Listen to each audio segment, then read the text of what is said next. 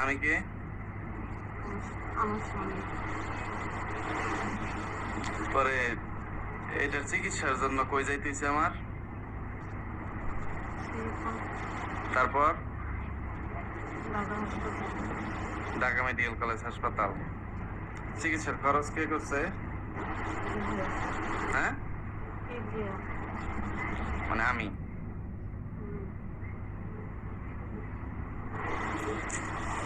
আরিফের সাথে সম্পর্ক কত মাস যাবত?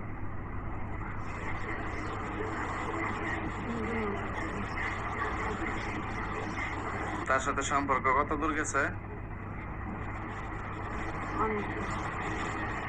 তার সাথে কোনো শারীরিক সম্পর্ক হয়েছে?